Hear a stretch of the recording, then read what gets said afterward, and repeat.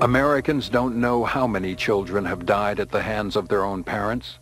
Officially, the cause was rarely linked to domestic abuse, and the high child mortality rate caused little social uproar. But in 1874, one story from the streets of New York became the turning point in the history of violence against children in America. It was the case of 10-year-old Mary Ellen McCormick. There was brought to me the story of a little girl.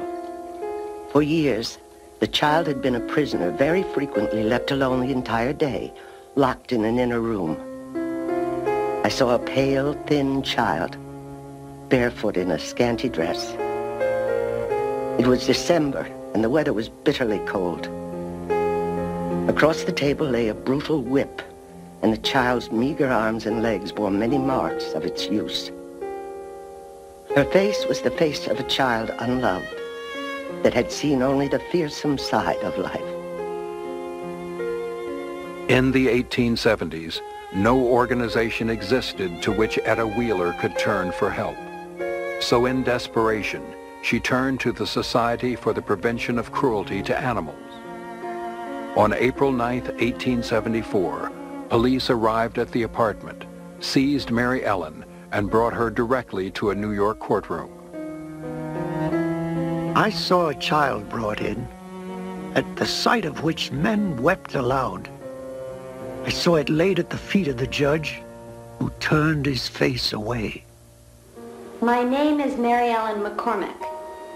Mama has been in the habit of whipping me every day. I did not know for what I was whipped. I now have a cut on my forehead which was made by a pair of scissors. She struck me with the scissors and cut me. The story of little Mary Ellen stirred the soul of the city and roused the conscience of a world that has forgotten. I knew where the first chapter of children's rights was being written. Even though America now admitted to the problem of child abuse, the violence has continued for more than a century. In 1987, no one stepped in to save the life of 6-year-old Lisa Steinberg, even though neighbors had long suspected abuse. Hedda Nussbaum, Lisa's adoptive mother, was also a victim of Joel Steinberg's violent temper, and in the pattern that has gone on for centuries, never cried for help. Do you recall the thought that I ought to get someone else's advice? This might be serious. No, I trusted Joel.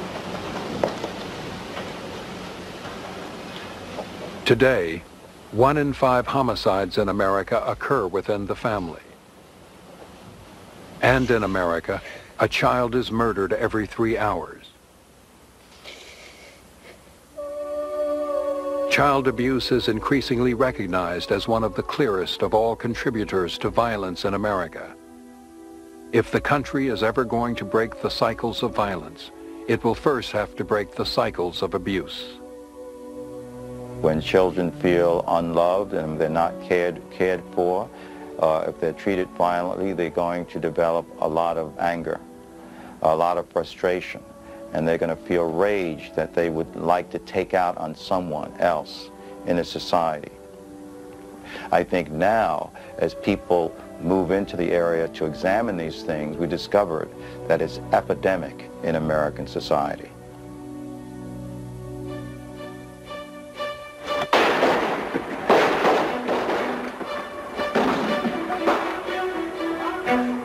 In America today, neighborhood gun incidents make the Capone era and the Wild West seem tame by comparison.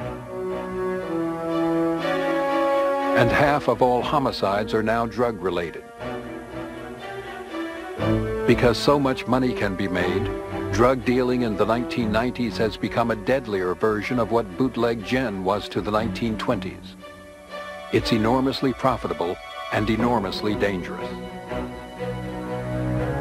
Today, American violence is much the same as it always has been. We continue to repeat the mistakes of our ancestors. Their violent traditions have become our violent traditions. America still turns criminals into heroes, And just as it was in the days of the James brothers, this country continues its love affair with the gun.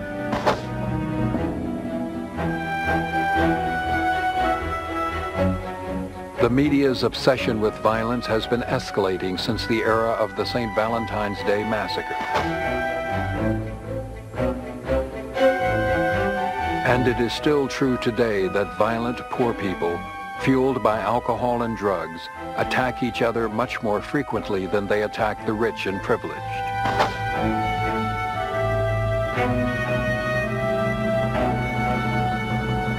Family abuse is still the primary way that violence is passed from one generation to the next.